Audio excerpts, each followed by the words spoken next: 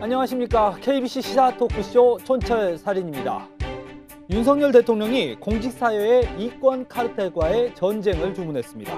집권 2년차 혁신과 성장을 가로막는 요소를 없애고 국정 동력을 확보하겠다는 의지로 해석됩니다. 다만 민주당은 검찰 카르텔 등을 언급하며 반발하고 있습니다. 더불어민주당은 전직 당대표들의 설화로 흔들리고 있습니다. 추미애 전 장관은 문재인 전 대통령과 이낙연 전 대표에 대한 폭로를 이어가며 다시 정치 일선으로의 복귀를 준비하는 모습이고, 검찰 수사를 받고 있는 송영길 전 대표는 이제 태블릿 조작설을 이끄는 선두주자로 당 안팎의 우려를 사고 있습니다. 국민의힘은 친박계 좌장이었던 최경환 전 경제부총리의 이른바 보수연합군 발언에 뒤숭숭합니다. 한 주간의 이슈를 속속들이 파헤쳐 촌철살인 분석해보는 시간, 오늘도 두 분과 함께하겠습니다. 천하람 국민의힘 순천갑 당협위원장, 설주환 더불어민주당 법률위원회 부위원장 나오셨습니다. 반갑습니다. 네, 안녕하십니까. 아유, 안녕하십니까. 예, 우리 설 변호사님 한 주간 좀 잘 지내셨습니까? 지난주에 좀 발언이 제가 이 녹화에서 발언이 좀 셌는지 네. 뭐 여러 군데 또 항의 전화도 받고 네. 그랬습니다.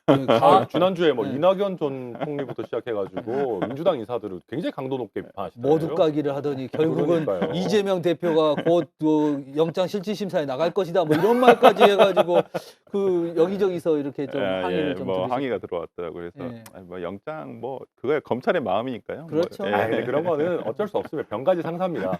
저도 지난주에 한동훈 장관 그 총선 출마해봤자 지는 게임입니다. 예, 그랬다가 루즈 게임. 예. 그리고 또 저도 막 문자 폭탄 왔어요. 니나 잘해라 뭐 너는 당선될 줄 아냐 하면서 막 네. 이렇게 또 하시더라고요. 그럼에도 예. 불구하고 이번 주도 강력한 촌철살인 한마디씩 남겨주시기 바라겠습니다. 네. 자, 첫 번째 주제로 가보겠습니다. 자, 윤석열 대통령의 이권 카르텔과의 전쟁에 직접 나섰습니다.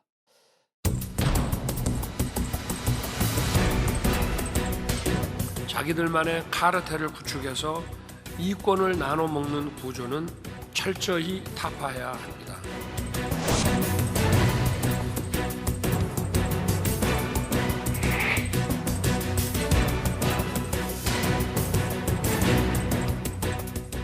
자, 우리 천하람 변호사님이 네.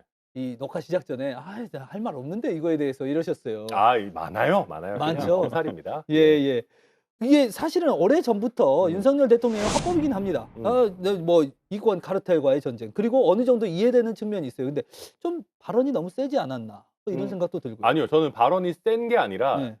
실례가 좀 잘못됐다고 생각합니다. 신뢰가. 자, 뭐냐면요, 실제로 한번 보십시오. 우리 사회가 전관예우 법조계부터 시작해가지고 공무원과 뭐 협회 단체 뭐 아니면은 또 어떤 사기업 이권 카르텔이 실제로 있습니다. 그렇잖아요. 전관예우 이미 유명한 거고, 법조계뿐만 아니라 세무공무원들도 사실은 그런 부분 전관예우 과도한 거 아니냐 있고, 뭐 각종 부처에서도 잘 나가던 사람들 퇴직하고 무슨 뭐 자기 부처가 소관하는 협회 단체 가가지고 또 하다가 그 다음에 또 사기업 가가지고 또 고액 연봉 받고 카르텔 형태로 형성된 어떤 집단들이 굉장히 많아요. 이거를 제대로 공격해가지고 깬다라고 하면은 우리 국민들은 다 물개박수를 칠 겁니다. 근데 예를 들면 교육계를 한번 예를 들어봅시다. 교육계 같은 경우도 뭐 예를 들면 교육계 공무원이 나가가지고 뭐 어떤 사교육 이런 데 종사하면서 막 이런 어떤 악순환을 만들어낸다라고 하면은 깨면 되는데, 나오는 예가 조금 빈약해요. 뭐냐 하면 지금 교육계 카르텔을 얘기하면서 나온 게 뭐 킬러 문항 정도 얘기 예. 나오고, 그다음에 일타 강사들 얘기 이런 식으로 나오는데, 사실은 인터넷 강의 영역은 카르텔이라고 하기가 좀 어렵습니다. 그렇잖아요. 왜냐하면 누구라도 들어올 수 있는 시장이고, 실제 강사들도 들어왔다 나왔다 하고 예. 누가 일타 강사 됐다가 또 떨어지기도 하고 그러거든요. 그러니까 이게 과연 이 예가 맞느냐, 이게 진짜 카르텔이냐. 그리고 일타 강사들이 뭐 예를 들면 수능 출제 들어가가지고 직접 킬러 문항 만들고 이런 건 아니거든요. 예. 그러니까 우리 수능이 오래되고 그렇게 하다 보니까 약간 꼬는 문제들이 많이 나와서 일타 강사들이 그걸 수업을 하게 되는 것인데, 그러니까 국민들이 시원하다라고 느낄 만한 이권 카르텔에 대한 공격으로 적합하지 않다. 그러다 보니까 대통령께서 카르텔 말씀 많이 하시는데, 좀 국민들이 체감할 때 아니 당장 더 시급한 카르텔 문제들이 있는데 이게 지금 급한 거야? 라고 느끼게 되는 거 아닌가, 저는 그렇게 봅니다. 일단 어. 그냥 당장 야권에서는 반박이 나올 수밖에는 없어요. 이권 예. 카르텔을 하면 그래요. 음. 이권 카르텔 말 자체도 그러니까 대통령이 말씀하신 게 뭐 천 위원장님 말씀하신 대로 그 범위가 불분명해요. 그냥 단순히 이권 카르텔은 깨야 된다. 이게 뭐 그러니까 화두만 던지지 이건 뭐 어떻게 해야 되냐 이런 내용은 없어요. 그럼 뭐 수사하고 조사하고 뭐 이런 거 해야 되는데 굉장히 광범위하죠. 근데 저는 일단은 뭐 이것을 하는 이유가 뭘까? 요즘에 최근에 오늘 반국가 세력, 이권 카르텔 깨부숴야 된다. 어찌 보면 지지층 결집을 위한 목표다라고 저는 생각을 해요. 그러니까 뭐 지난 시간에도 한번 음. 얘기했지만은 올 연말까지는 계속 지지층 결집을 위해서 계속 이렇게 그러니까 강공 드라이브를 저는 할 거라고 보고요. 음. 이권 카르텔 가장 대표적인 거 뭐 법조 카르텔도 많죠. 그리고 한덕수 국무총리 어쩌면 카르텔의 영역이에요. 어떤 공무원 고위 공무원 출신이 김앤장에 취직해서 음. 본인은 뭐 로비 활동 안 했다고 하지만 그럼 로비 활동 안 할 건데 왜 김앤장에서 그렇게 많은 고액의 고위 연봉을 연봉? 줘가면서까지 이런 고위 공직자들을 영입을 하겠어요. 이것도 다 그러면 어쩌면 공직 카르텔이죠. 음. 어찌 보면 저는 그런 면에서라면 자신 쪽에 있는 대통령과 자기 편에 같은 쪽에 있는 어떤 이권 카르텔은 그냥 눈 감아주고 오히려 뭐 시민사회 그다음에 노조 뭐 이런 예를 들어 전 정부에서 했던 뭐 태양광 사업 예. 이런 거에 대한 것만 계속 겨냥을 하면서 이권 카르텔을 깨부숴야 된다고 한다면 그건 설득력이 있을 수가 없죠. 그러면 결국에는 그냥 정적 죽이기나 아니면 자신과 다른 정당이라든지 이런 민주당에 대한 야권 인사들에 대한 어찌 보면 탄압 아니냐 이렇게 비칠 수가 있기 때문에 저는 지금 이권 카르텔이라고 말씀을 하시면서 깨부숴야 한다고 하시는데 뭐 반카르텔 정부라고도 하고요. 이런 것들이 뭐 공허한 애침일 수도 있고 그냥 어찌 보면 그냥 정치적인 구호에 불과하다 이렇게 또 근데 보입니다. 저는 이제 물론 그 예. 국민의힘과 가까운 쪽에 있는 카르텔 적폐도 뭐 당연히 청산해야 되겠죠. 근데 이제 어찌 보면 그게 약간 정권을 왔다 갔다 하면서 분업을 하는 면도 있는 겁니다. 그러니까 민주당 정부일 때는 아무래도 좀 국민의힘에 가까운 부분들에 대해서는 좀 이렇게 예. 세게 공격하는 면이 있고 대신에 이제 민주당 정부일 때 못했던 부분들이 분명히 있을 겁니다. 뭐 예를 들어서 최근에 이제 노동조합과의 분쟁들이 많이 있는데 노조를 너무 압박만 했어도 안 되겠지만 뭐 예를 들면 노동조합들이 뭐 건설 현장 같은 데서 지나치게 뭐 통행세 같은 거를 예. 걷는 잘못된 관행이라든지 우리 시민사회가 지자체나 아니면 그 중앙정부의 보조금에 너무 예속돼 가지고 사실상 관변단체 비슷하게 되고 있는 어떤 카르텔이라든지 또 뭐 탈원전 관련해 가지고도 탈원전을 드라이브를 걸면서 뭐 태양광 발전 이런 쪽에 너무 또 이렇게 이익을 추구하는 거라든지 이런 부분들은 좀 바로잡을 부분들이 있는 것이거든요. 예. 근데 이게 어찌 보면 요런 어떤 성과들을 잘 모아서 국민들께 내놓으면서 우리가 이런 식으로 좀 민주당 정부 때 건드리지 못했던 부분들 우리 사회에 다소 문제가 있는 부분들을 잘 도려내고 있습니다라고 하는 게 차근차근 나와줘야 되는데 지금은 대통령께서 아주 센 발언으로 먼저 이제 빵 터트리시고 그 다음에 시차가 있게 이런 것들이 붙을 겁니다. 그러면 국민들께서 보셨을 때는 아니 대통령 말씀이 일단 좀 너무 센 거 아니야? 예. 라고 느껴질 수 있으니까 저는 오히려 순서를 바꿨으면 좋겠어요. 그러니까 천 위원장님 말씀대로 저는 저게 맞아요. 그러니까 순차적으로 점진적으로 하되 그러니까 본질적인 부분은 예를 들어서 시민사회 단체 그다음에 탈원전 관련한 뭐 이런 부분이라든지 저는 물론 실행 과정에서 불법이 있을 수도 있어요. 저는 그거에 대해서 수사를 정확하게 해야 되고 예를 들어서 보조금 유용을 한다든지 보조금 횡령을 한다 이거 정확하게 가려내서 당연히 그 부분은 수정을 하고 조사도 하고 수사도 해야죠. 그건 저는 적극적으로 찬성해요. 태양광도 마찬가지예요. 태양광 저도 뭐 했지만 사기도 되게 많고요. 그다음 보조금 사기도 굉장히 많아요. 그러니까 그런 부분에 대해서는 당연히 수사를 하고 절대 이런 일이 벌어지지 않도록 했는데 대통령의 지금 어디가 뭐냐? 그럼 시민단체 없애. 그럼 태양광 다 없애.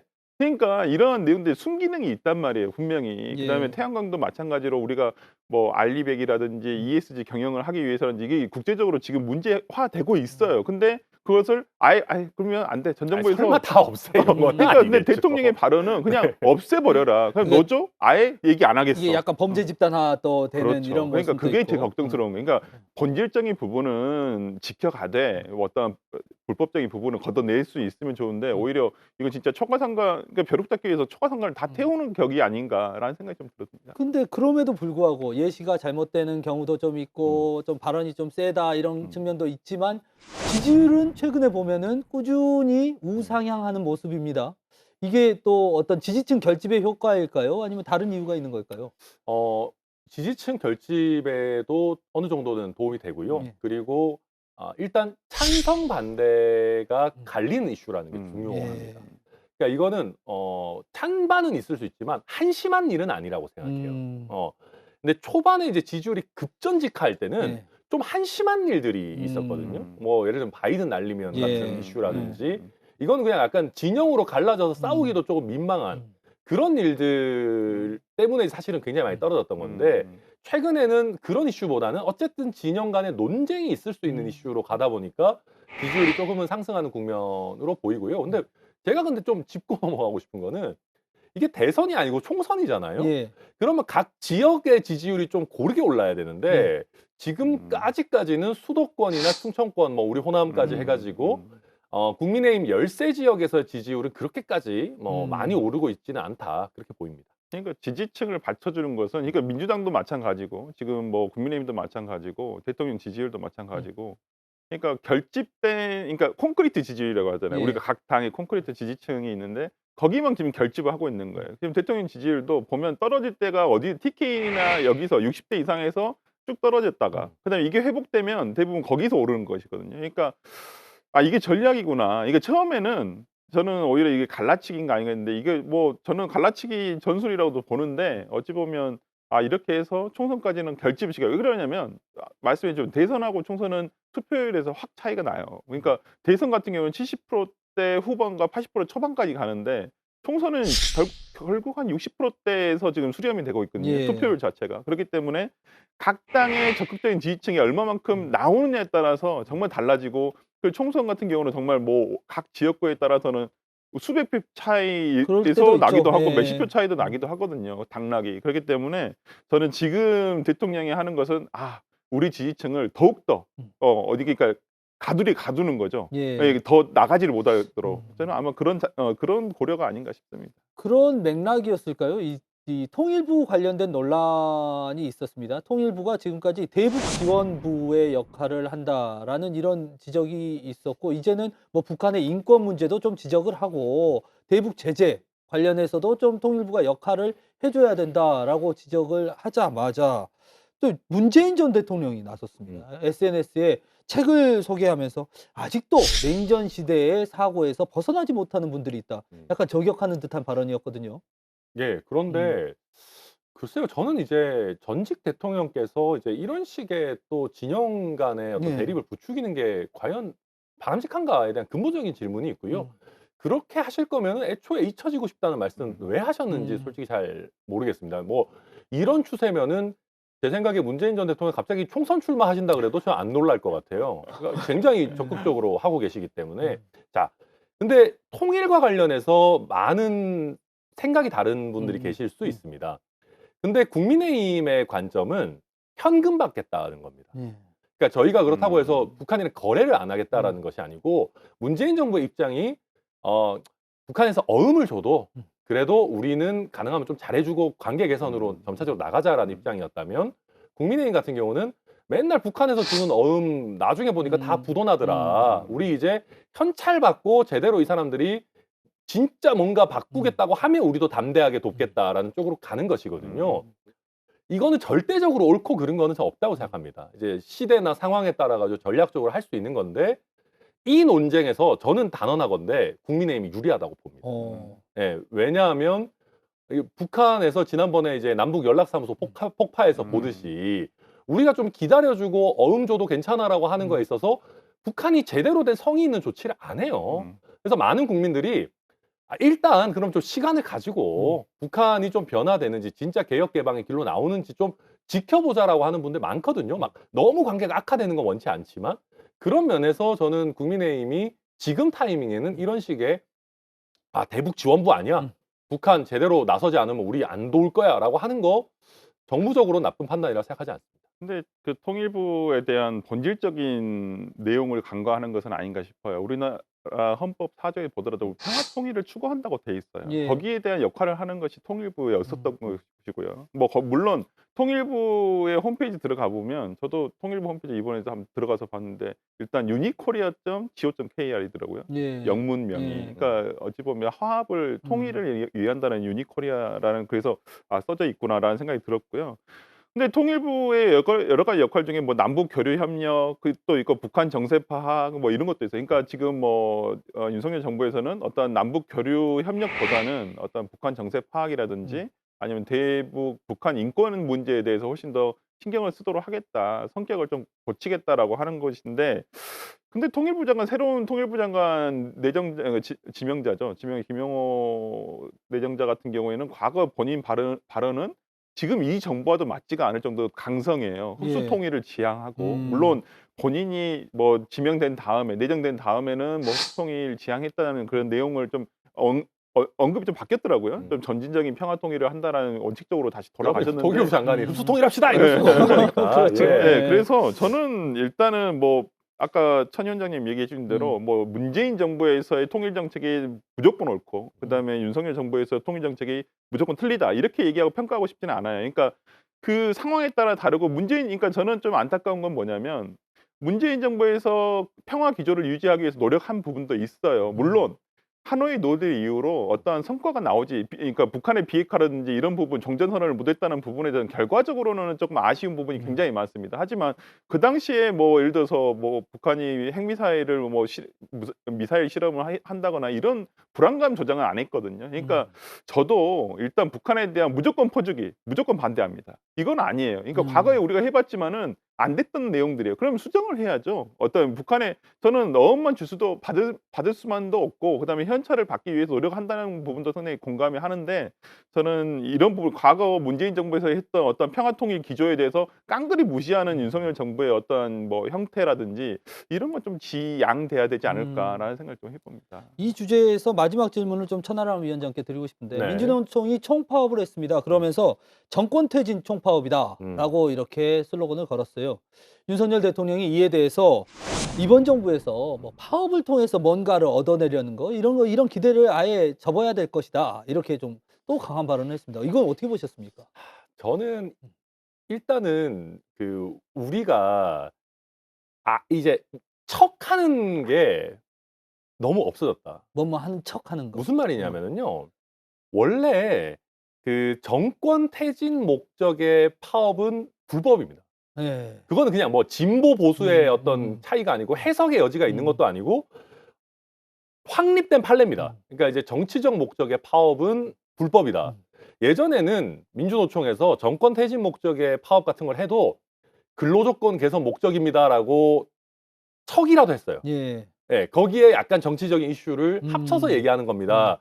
라는 식으로라도 이제 약간 거짓말이지만 어찌됐든 적법한 척이라도 했는데 이제는 대놓고 윤석열 정권 퇴진 목적입니다라고 얘기하는 것 자체가 저는 우리 사회가 갈수록 이 지켜야 하는 선 자체가 너무 많이 흔들리고 있다는 생각이 첫 번째로 들고요.